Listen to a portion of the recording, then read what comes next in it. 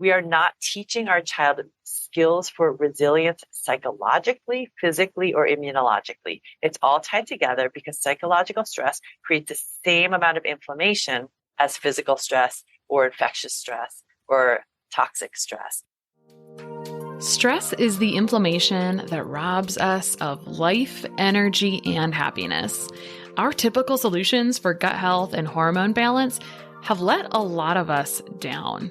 We're over-medicated and underserved. At The Less Stressed Life, we're a community of health-savvy women exploring solutions outside of our traditional Western medicine toolbox and training to raise the bar and change our stories. Each week, our hope is that you leave our sessions inspired to learn, grow, and share these stories to raise the bar in your life and home.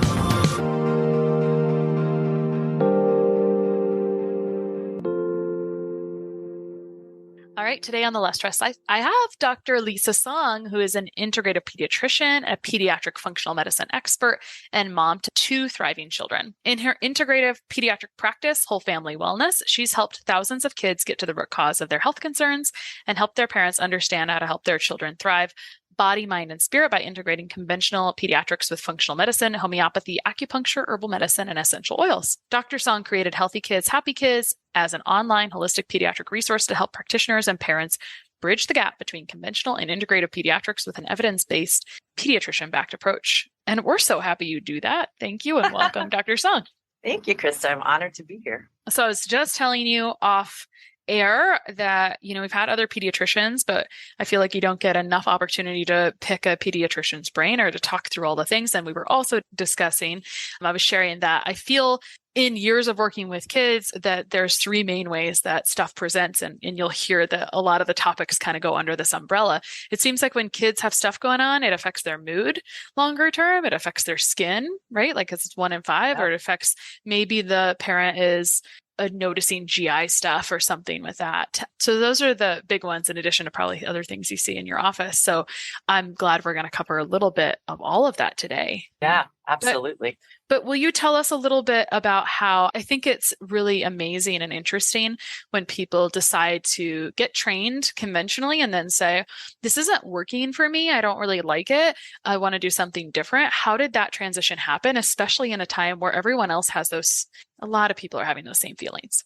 Yeah, it's interesting because a lot of people come to integrative medicine, functional medicine, because maybe they've had a health concern where conventional medicine has failed them, or they have a family member where that's been the case. And that's actually not my story.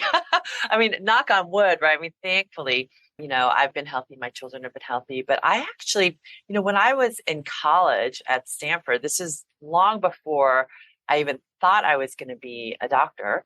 I knew I wanted to work with kids. And I stumbled upon this conference. This is now, I'm going to date myself. It is back in the late 80s. And it was a conference of the American Holistic Medical Association, which isn't even around anymore. It's been taken over by a different umbrella. So whatever got into me as a junior to go to this conference, I did. And my mind was just blown. I mean, I grew up in a medical household. My mom was an OBGYN. And I didn't see anything in conventional medicine that I really wanted to do. So I told my mom, nah, I'm not going the med school route. I'm going to be a lawyer, right? Or I'm going to be a teacher. I'm going to be a public rights advocate for children, a civil rights advocate. And I, people took the LSAT. So I went to this conference and my mind was blown. There were speakers who were just getting known. So Joan Borisenko from Boston, Andrew Weil, Deepak Chopra. I mean, these names that, were just starting to become known. And I was like, oh my gosh, what is this thing called, natural medicine and integrative medicine? It wasn't even called integrative then. It was called alternative, right? Mm-hmm. And so that really kind of, lit a fire into me thinking, well, maybe there's another way to practice medicine. Now I can work with kids. So I got applications to Bastyr, in Seattle to consider being a naturopathic doctor. Nobody knew what that was at that time. Mm-hmm. My mom would have supported me, but, just wasn't super encouraged. So that's how I found myself in medical school, conventional medical school. But every step along the way, I had this integrative mindset. The American Medical Student Association, I helped create a holistic, medical student arm to that. In residency at UCSF, I chose to do electives that I created on holistic approaches to juvenile arthritis. I mean, really, amazing. And then I finished residency and I was like, I don't know what I want to do, right? Like, I don't want to be in the hospital. I also didn't really see in private practice what I wanted to do because it was crazy, right? You're seeing 20, 30, sometimes 40 patients in a day, and all you're doing is writing prescription after prescription after prescription for amoxicillin or, whatever other medicine. And again, luck would have it, I stumbled upon this food as medicine conference. And I said, I'm going to go see what it's about. And again, mind blown. I heard about functional medicine. What is this thing? This was early 2000s. And the keynote speaker was Mark Hyman. I was like, all right, this is it. So when I actually ventured into opening up my private practice, it was with this in mind. I took functional medicine courses. I took homeopathy courses. I took acupuncture, essential oil courses. I was just like, I need to know all of the things that can help our kids because conventional pediatrics is not doing everything we want it to do. It's great at some things, but it's not great at helping kids thrive. So, that's kind of how I landed here. And I'm so glad. I wouldn't practice any other way. Yeah. How long have you had your private practice? So I opened up this practice in 2004. So it's been about 18 years now, almost 20 years. And this was back when, there still is such a lack of pediatric functional medicine training. And back then, I was one of the handful across the country that was doing pediatric functional medicine. So it felt, really lonely at the time. So I'm so glad that, you are spreading the word, doing podcasts like this and really getting information out to practitioners and parents who, really now are aware that there's another way, but need more solid education and information on how to do that.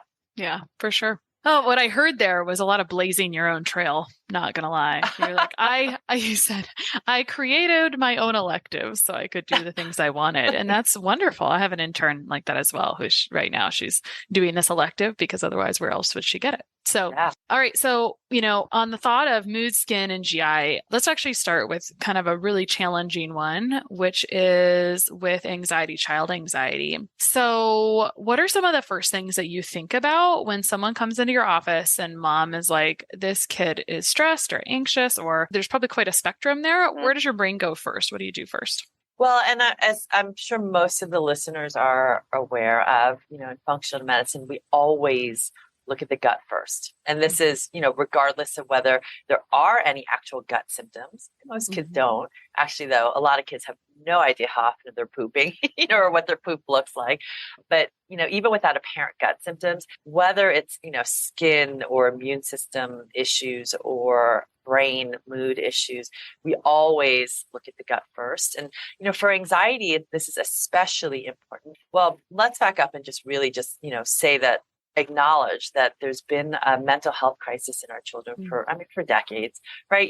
The pandemic, there's a mental health emergency declared mid-pandemic. It's been there this whole time, right? We just now are maybe waking up to it. I hope that this doesn't fall to the wayside, like it too often does. But, now, even before the pandemic, by the time kids are 18 years of age, it's anticipated that 1 in 2 are diagnosed with any mental health disorder. So 1 in 2. And suicide for our kids, 15 and up, even 12 and up, it's the second leading cause of death. And this is only behind accidental injury, which often has to do, with mental health concerns. And this is far above any infectious disease that we can think of, far above. And these mental health concerns, they start in childhood, right? They don't just start all of a sudden when your kid's a teenager. You can see some warning signs even early on. And one of the risk factors is having had antibiotics as a kid. In fact, having had antibiotics as a toddler can increase your risk of, psychiatric conditions by up to 50% by the time you're an older kid or a teenager. So we always look to see, is there gut imbalance? Is there something called gut dysbiosis with abnormal bugs in the gut? Because that absolutely needs to be corrected first, with an understanding that 90% of our neurotransmitters, especially serotonin, which is involved in relaxation, managing anxiety, sleep, 90% of that is made by our gut microbes. So we need to make sure we have healthy gut microbes if we are going to really make a shift in your child's mood and behaviors, right? Regardless of what's going on. For sure. So it takes a couple of months to really maybe see all the shifts that you'd like to see in the gut, I think. I mean, I think that's a reasonable amount. Oh, at least. Yeah. Maybe a few weeks you start to see some changes. A couple of Yep. months is a reasonable timeline to invest. Maybe 3-4 months overall, reasonable timeline to invest to rebalance gut dysbiosis. But 2 questions. You said there are warning signs for later anxiety. So I want to hear about some of those warning signs. And then after that, what do you do next after addressing gut dysbiosis? So in terms of warning signs, I mean, I guess I should say, let's step back and think about, what we consider anxiety, and what we consider stress, because in our modern world, the words anxiety and the word stress are thrown around like candy, right? It's like, oh, I'm so anxious today. Oh, I have so much stress. What we have to remember as parents, and this is where it takes for us as parents to recognize how we are responding to stress and quote anxiety, how we manage that ourselves, because stress has become basically a 4-letter word in our society, right? Stress by itself is not a negative or a bad thing. Stress is our body's response to a particular threat, right? What we perceive as a threat, whether it's, a deadline that's due, for a project or homework, or whether it's, friend drama, or whether it's a baseball tournament that's about to happen, right? It's just a physiologic response. And there is something called the peak performance curve where, when we have too little stress, we're not performing. Right? We're apathetic, we're disinterested, we lack motivation, right? This is what can happen when we bubble wrap our children too much, trying to avoid every single stressor. We want to make life so happy for them that we don't want them to ever be unhappy or worried. There is a problem with that, because if you never have that little bit of stress, you never get motivated, and you also never learn how to overcome challenges. You view every challenge as an obstacle that must be avoided. Right. Then as we get a little bit more, quote, stress, right, that physiologic response, that deadline happens, we all have had this experience. We have this stressor, we have a deadline, we have a problem, and then we're on. We are in the zone, we're focused, we get it done, right? And then when that deadline, that thing is done, that stressor is resolved, we've overcome it, then we get back down to a lower level of stress. When we have too much stress, it's all the time. We have deadlines all the time. We have, friend drama, social stress, social media all the time. Then we get to the curve where there's too much stress and we lose performance again. But this time we're burnt out, we're irritable, we're tired. We just can't get up and do anything, right? So stress can be healthy, just like inflammation. Right? Inflammation isn't a bad word. Inflammation is our body's natural response to fighting something, right? Whether it's an infection or an environmental toxin, we need that inflammation to help resolve whatever's going on. But when inflammation is too high or too sustained and chronic, that's when we see problems. So I think by shifting that, when we see ourselves trying to avoid every single stressor for us and our children, when we see our children unable to manage any frustration as a toddler, putting the circle into the square peg and, just having huge meltdowns, or we find ourselves saying, oh, honey, let me do it for you, and fixing everything, right? We are not teaching our child skills for resilience psychologically, physically, or immunologically. It's all tied together because psychological stress creates the same amount of inflammation as physical stress or infectious stress or toxic stress. So that's one thing. We need to just make sure that we are not using avoidance as our, guiding coping mechanism, right? I love And so, and when we think about it, as we think about what can help then sustain that, there's a couple of things, right? So the what next, right? So we know most kids with anxiety or mood disorders or behavioral concerns, not even diagnosed with anything. You're just worried about, their mood, or you're worried about their behaviors. It's interfering with their social relationships and school progress or whatever it is. Yes, we look at the gut, but that's a longer term road. In functional medicine, integrative medicine, when we're trying to really truly heal from the inside out, it's not a quick fix, right? It's not like you can take an Ativan or a Xanax, and then all of a sudden you're relaxed, right? That is temporary. That's short. There's a time and a place for that, right? If needed, right? When kids are in crisis, when adults are in crisis, we might need that quick fix, but we need the long-term healing so that you're not constantly going back and forth from crisis to crisis. So we look at the gut, we look at the vagus nerve, right? Now, what we're talking about, that stress, that normal, healthy stress response, right? In our world, we have so many constant stressors that keep our sympathetic nervous system activated, right? Our fight, flight, or freeze response. It is always on the go. Our sympathetic nervous system has plenty of muscles, right? When we think about muscle memory. What doesn't get a workout enough is our vagus nerve, that autonomic parasympathetic nervous system response that balances out the sympathetic. So we have to every day think about how are we going to give our parasympathetic vagus nerve response more exercise so that we can balance out the sympathetic. So that's also absolutely so important. We can start that even when kids are toddlers, but this is something as parents we need to start doing as well so we can model that, show our kids how to do that. I love that. Right. I was going to ask what recommendations you make for vagus nerve stimulation. And I always feel like an efficacious dose looks like this. And it takes about 3 weeks to see that change from that. And there's so many free things we can do for vagus nerve stimulation. But do you ever have them use devices or tools for vagus nerve stimulation to try to get to this point? Yes. Because that can be a little bit stronger. Yeah, 100%. So there are things, and that, I would say starting with, when kids are toddlers and, as your kids get older, we want to do these things, as you said, every day that really the only cost is time, and it's the best investment you'll ever make with your time, right? Mm-hmm. So just learning how to do diaphragmatic belly breathing, right? Mm-hmm. Let's just sit together, your 5 minutes on your way to school, right? A lot of great things can happen on your drive to school or your walk to school. A lot of amazing things, right? Mm-hmm. So you can spend, 5 minutes, even as you're driving, while we're driving, let's just, have some silence and let's practice our belly breathing. We're going to breathe and imagine a balloon filling up in our belly as we're breathing in, keeping our shoulders down. And as you exhale, you're going to imagine that balloon deflating. Remember, keep your shoulders down so we're not breathing with our upper chest, right? You could do that in that drive to school or as you're walking to school, we do our belly breathing, right? Practicing mindful moments. And this is one of my favorite because the ability to stop and notice what's around you and notice what's going on inside you doesn't take a lot of time, but that mindful moment is that it creates that ability to self-regulate no matter what's going on, which is so important for success. In fact, self-regulation is one of the markers for success, as teenagers and as adults, right? You have to stop and think before you do or say something that you regret, right? That is so important. But how do we do that?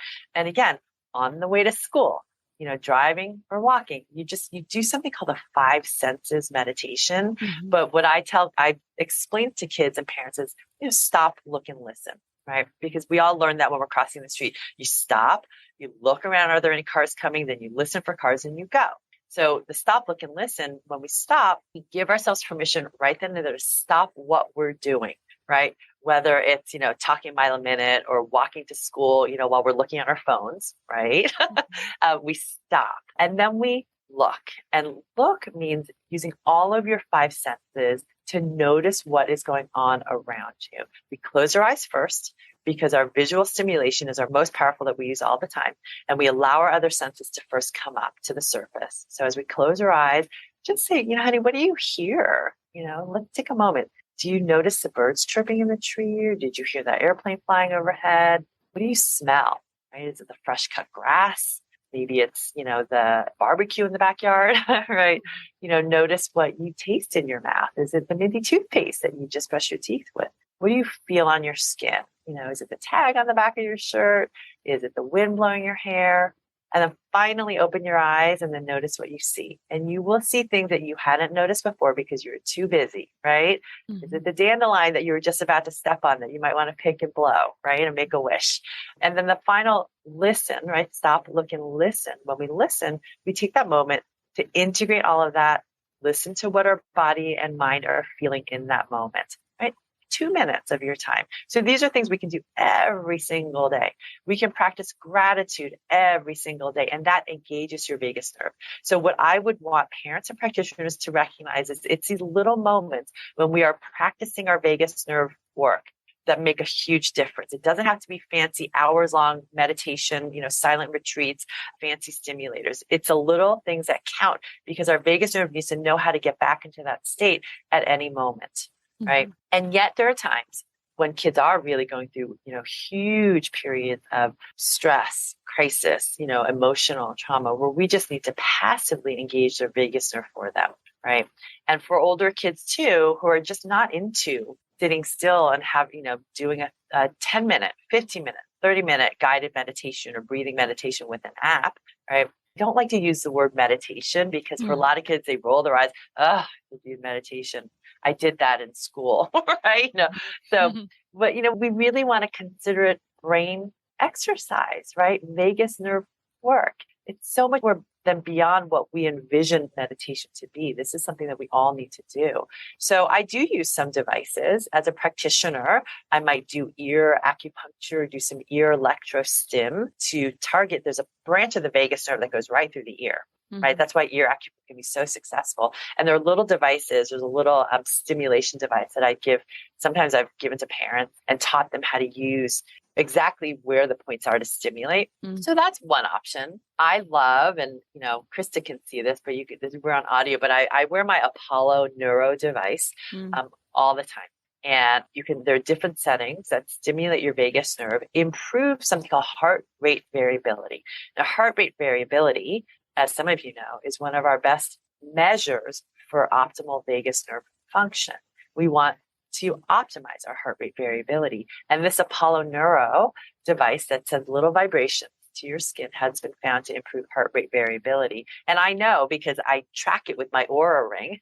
And for sure, it makes a huge difference. And I've had kids, I just spoke with a kid yesterday who, has an ADD and anxiety. And, his teachers, when he doesn't wear the Apollo Neuro, they stop and say, you should get it because it really helps, right?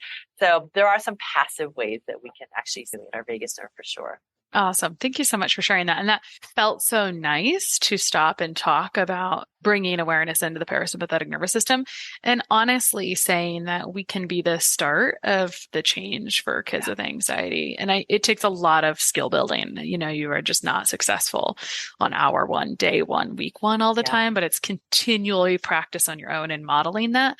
And I hear that similar message echoed from different practitioners that I interview. So, good advice stacks. Well, and sometimes you want that quicker win too, right? Because as you said, it can take 2 to 3 weeks to start noticing a difference. It takes 2 to 3 months to solidify the improvements. And then another, long while to really make it stick.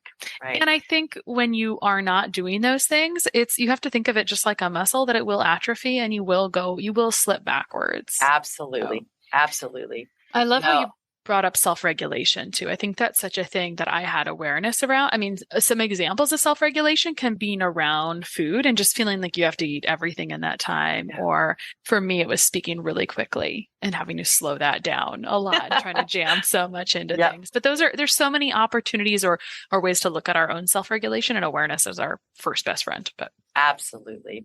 The other, just a few quick tips for parents who have anxious children. There's a series of books by Dr. Dawn Huebner, Huebner. She's an amazing child psychologist. I'm lucky enough to call her a friend now. And she has a whole series of books that they're basically self-help books for kids to teach them cognitive behavioral tools to recognize when their stress is getting overwhelming, stop that and manage it. So her original series were the What to Do series. So what to do when you worry too much. So they're children's books. Children's books, that you can work with them. For older kids and teens, Outsmarting Worry is a great, workbook. It's really quick, easy. I use the tools in both of them. So that's a great resource. And, if you're just needing to stop the process, just when you're in that fight or flight, sometimes we just need to break that. Not even sometimes. You need to get out of that fight or flight mode before your child's brain can access any tools we're trying to teach them. So, using things like L-theanine, right? Dose up pretty high for kids. Magnesium, vitamin D, getting those in, optimizing those can help your kids break out of that fight or flight. I would say the two things that I would start with immediately for more immediate results are going to be theanine and magnesium. But there are others, working with your functional medicine practitioners, but we do need those. See, I'm not going to say that doing the vagus nerve work will automatically shift your kids into a less anxious, well-balanced child. It takes work, but we need to be able to have them access the work and do the work. And so, really looking at some of the things that will give some quicker wins. So I think you brought this up a little bit already, but just to acknowledge medications, and I think this, you said it kind of depends on the severity, and sometimes you need that quick win to get to a stable place, Yeah. right? Before you can work on some of these underlying things. Any other things we should think about when thinking about medications for mood stuff and anxiety and mental health? Yeah. And, some of you listening, you might already be on, or your child might already be on medications. And there's no, blaming or shaming with that, right? The concern with the SSRIs, the serotonin selective reuptake inhibitors in particular, that are most commonly used for depression and anxiety in children, is that there are black box warnings on them for kids and teens. There can be an increased risk of suicidality initially. So we need to monitor our kids very closely for that. Then we want to think about, how is this SSRI working? Right? When you have your two neurons, brain cells, right, that are communicating, one will release serotonin into the space between the neurons called the synapse, and then the other will take it up, right? What the SSRIs do, they inhibit that reuptake of serotonin. So they keep serotonin in between those synapses for longer. So your brain thinks there's more serotonin than there actually is, right? SSRIs can work really well in the beginning. Right? The experience that many have, though, is eventually the SSRI stops working. It fails, right? This is for kids and adults. Or sometimes it doesn't work at all, right? That's in the vast majority of kids eventually, right? It just won't work. Now, when we think about why that's happening, one of the reasons is, well, you need nutrients to actually make serotonin for the SSRI to even act on. If your gut microbiome isn't healed and you're not making a lot of serotonin, there's just eventually your brain runs out of it. There's not going to be a lot in your brain, in the synapses, to even make a difference. You also need there are certain nutrients that your body needs to promote optimal serotonin response and production, like vitamin B6, right? And all your methylation factors. And so, we want to think, if your child is at the point where you're thinking they really need an SSRI, we still want to do that work to support their healthy serotonin levels.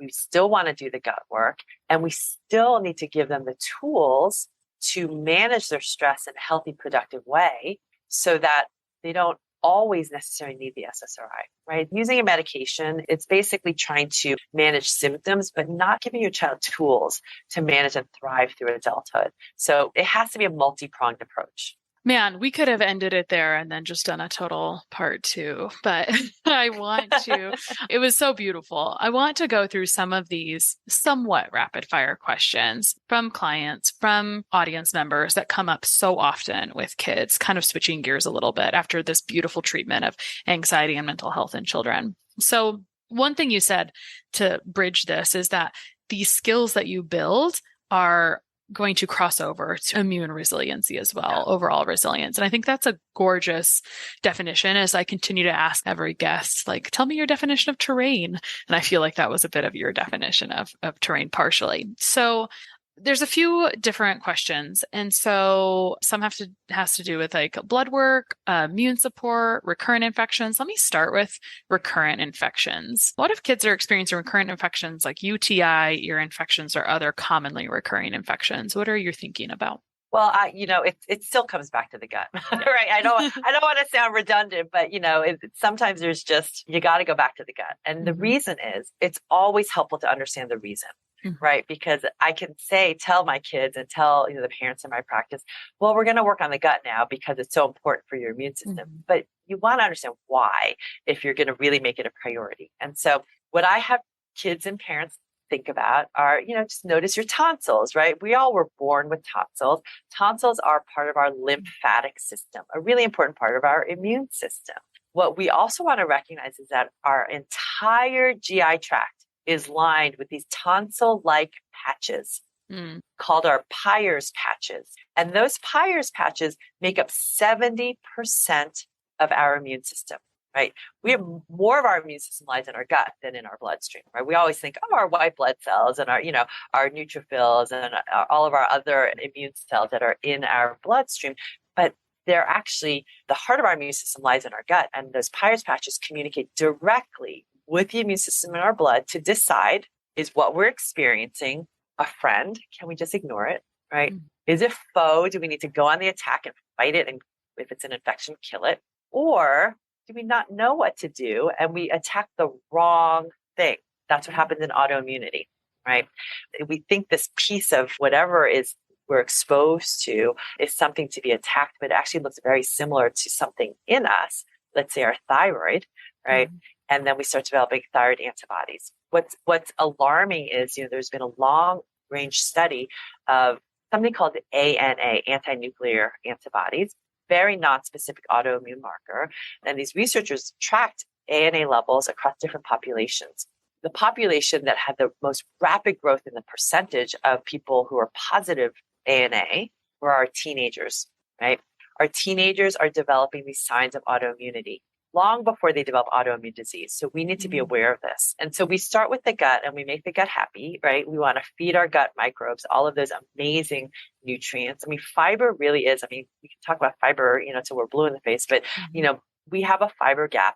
70 to 90% of kids and adults don't get enough. Fiber is what our probiotics need to feed themselves, right? Act as prebiotics, but also for metabolize those fibers into butyrate and into all of these amazing nutrients that support our immune system and actually support our gene, right? Our microbes and how our microbes metabolize the foods we eat can shift our epigenetics. So it's just, so we always start with the gut no matter what's going on. Mm-hmm.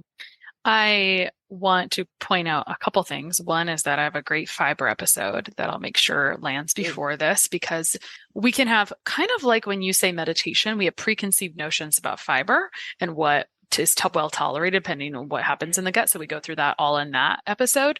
And then the other thing I want to say that I think is worth mentioning is that now that the gut has been popular for at least 20 years, really. I don't know if you see this, but I'm seeing like such a shift where people think that they've already addressed the gut or they've had some testing done and it didn't show something. And so there's just a bit of a disparity in gaps between how different people do different things, different testing, how we read that, how we address it. So, if at first you don't succeed, try again, I would say.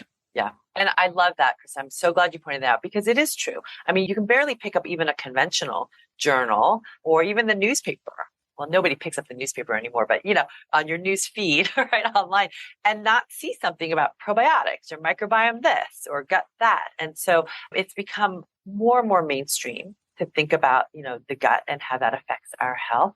And as you said, so many people go through the gut work. I've treated my gut dysbiosis. I've worked on my leaky gut, but I'm still not feeling well, or I feel well temporarily and I keep going back. Right. My kids went into remission from their juvenile arthritis after their gut repair. But it's coming back now that there's another antibiotic course or stress. So the key is really, when we're talking about resilience, we need to have gut resilience, right? We can do everything we want, throw tons of money and supplements at testing and healing our gut. And we can heal the gut, right? We know how to do that. But the key is to keep it there and keep it resilient. Right. And sometimes you can't get to that healing place. What's really required, this is absolutely required, is the vagus nerve to kick it into gear in order to keep our gut in that healthy state. So that's where this piece, and in functional medicine, when I started doing my functional medicine training back in 2002, 2003, it was called the 4R program, right? The 4R program to heal leaky gut. Remove, replace, reinoculate, and repair. Those 4, right? They're still the foundations, right? But now, thankfully, there's this recognition that the piece that we actually need is the 5th R. And I think the 5th R really and truly is the most important R if we're going to have ultimate thriving, right? And resilience. And that 5th R is rebalancing, restoring that gut-brain connection, right? The mind-body connection. It's not optional. And unfortunately, it's what, most functional medicine practitioners are not as well versed in, right? And I don't mean because we can all say, go use the Insight Timer app, go take a yoga class. That's not enough, right? We need to really impart that this piece is as important or maybe more important than any of the other 4 R's that you're doing, right? So I'm so grateful that, IFM really changed that, added that 5th R, but we're still not doing enough to hone in, to hammer in to parents and kids and practitioners that this is not an optional, I'll do it when I feel better. This is, we must do this in order to feel better and to stay feeling better. I couldn't really agree more. That's like at least half of the conversation, if not more. That is the reason we go backwards most of the time. Mhm. Like you said, there can be a new course of antibiotics or a new point of infection. But if immune resilience looks good, which the main reason it doesn't look good is under some kind of over stress, right? Yep. So a poor vagus nerve or poor parasympathetic nervous system exercise, if we want to be fancy, right? And that's a Yeah. great way to say it because that makes us like, oh, okay, it's not just like this 4-letter word that I've heard over and over and over, and that word doesn't even mean anything to me anymore. Yeah. I think that's the other thing. I think most of the rest of these questions boil down to gut. Reflux meds in kids, it's the gut. Allergies, start with the gut. Yeah, it's true. Eczema, start with the gut. Really, the only last one, you brought up thyroid. Do you see thyroid being a big issue in pediatrics? Yes, for sure. I mean, adrenals also are an under-recognized problem for a lot of kids, and they go hand in hand, right? Yeah, for sure. I'll tell parents and kids to think about, the adrenals are, think of your body, they're like a car. The adrenals are your gas tank. The thyroid is what's pushing down the gas pedal. So we need both, right? But we can't keep pushing on the gas pedal and supporting your thyroid if we're not continually filling up the tank. And so oftentimes I'll start with adrenal support. I love ashwagandha for kids. Ashwagandha for kids, pregnancy, postpartum, 100%. Ashwagandha can support, of course, adrenals, but also thyroid, and also supports blood sugar regulation, because that is the other piece, right? When we're talking about what is inflammatory to our children today, of course, psychological, persistent, chronic, toxic psychological stress, I would say, is one of the top inflammatory sources for our children. Another top is sugar, right?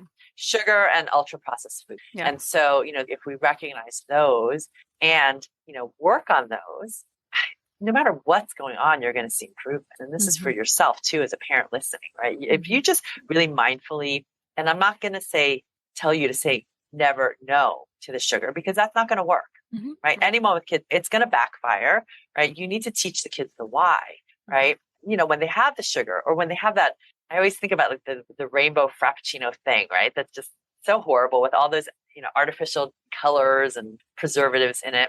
When they have that, then just have them, again, take that mindful moment, pay attention to how their body and their brain feels afterwards, immediately, and then that night, and even the next day, right? Yeah.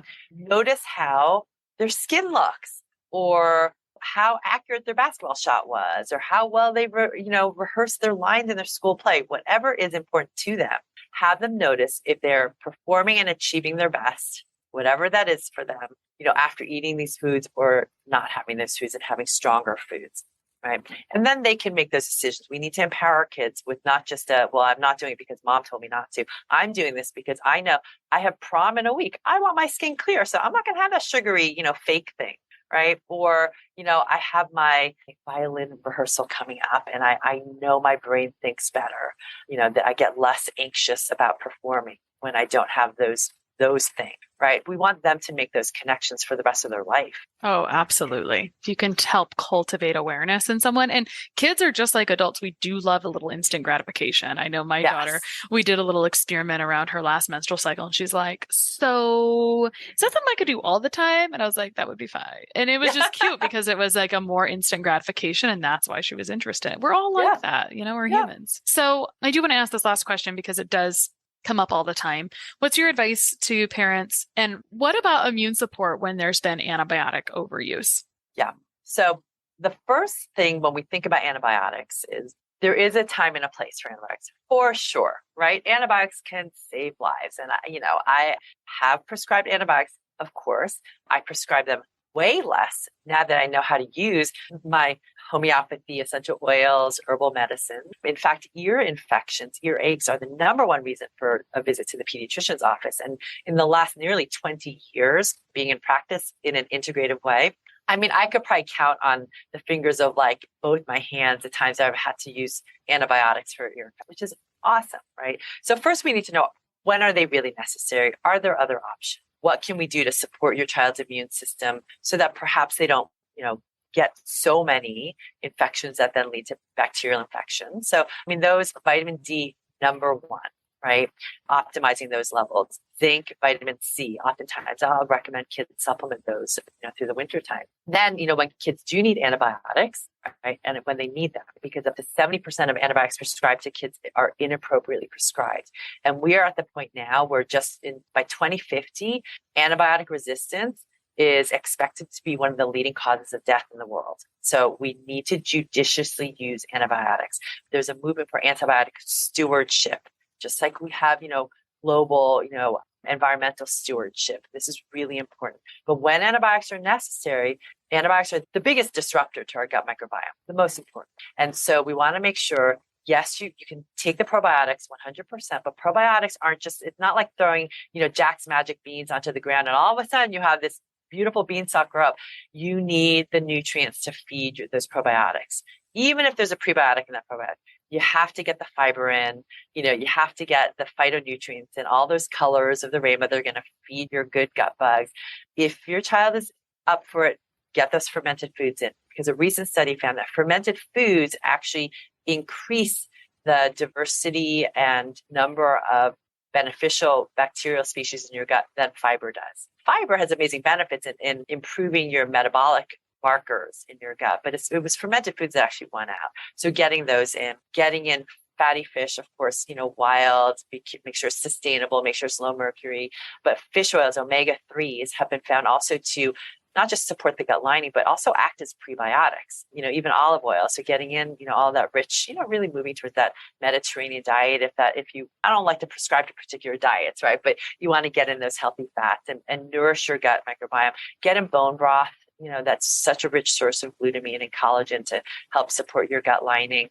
You may need to take a little extra glutamine, a little extra zinc during this time for gut repair. So there's so much we can do if your child has been on antibiotics, or I'll also say antacid medications, right? Because that's another big microbiome disruptor, especially early on in life, where we know that antibiotics and antacid medication use in the first 6 months of life can significantly increase your child's risk of virtually every single allergic disease by the time they're 4. So this is anaphylaxis, eczema, allergy, hay fever, hives. So at that point, when they're little itty bitty ones, right, you might not be getting in all the supplements, but you could certainly get in probiotics into them. You can get in omegas into them, even at that early stage. As you're introducing foods, be mindful of really making sure they're getting in all those rich sources of fiber, getting in those phytonutrients. And as a mom, if you're nursing, make sure that your gut is healthy, because your gut microbiome, your breast glands also have their own microbiome. We want to pass on all those good gut bugs to get into your baby as well. And if you ever feel like you listen to this and said, I wish I had known this before, hindsight's always 20/20 when something happens. And so there's always things we can do to help. 100%. That is always, I do hesitate sometimes to think about, what happens when kids are babies, or, how they're born, or how they're fed, or when they got antibiotic use. That just tells your child's story. Okay, so we need to look back. We tell their story so we know how to move forward. But it's so important to not sit there and dwell in, guilt or anger or frustration. You didn't know, right? Your doctor probably didn't know. We only know what we know at the time. And it's really through no fault of your own that your child might be in the state that they're in right now. But now you're here, right? Listening to Krista, listening to this podcast, you're doing the work, and we move forward from there, because we can always move forward. It might take a little longer than if you started younger. That's okay, right? But we can always move forward. Yeah. Thank you so much for the work that you do and for coming on today. Where can people find you online? So the best place to find me is either my blog, my website, healthykidshappykids.com. And then also on Instagram and Facebook. Instagram is healthykids_happykids. And then you can find me on Facebook as well. So that's where I post. I have articles. I have social posts. I don't post a ton, but when I post, I like to make them juicy and meaty and full of information. So yeah, she's a great person to follow. Thank you so much for coming on. Oh, thank you for having me. Sharing and reviewing this podcast is the best way to help us succeed with our mission to help integrate the best of East and West and empower you to raise the bar on your health story. Just go to reviewthispodcast.com/less stressed life. That's reviewthispodcast.com/less stressed life. And you'll be taken directly to a page where you can insert your review and hit post.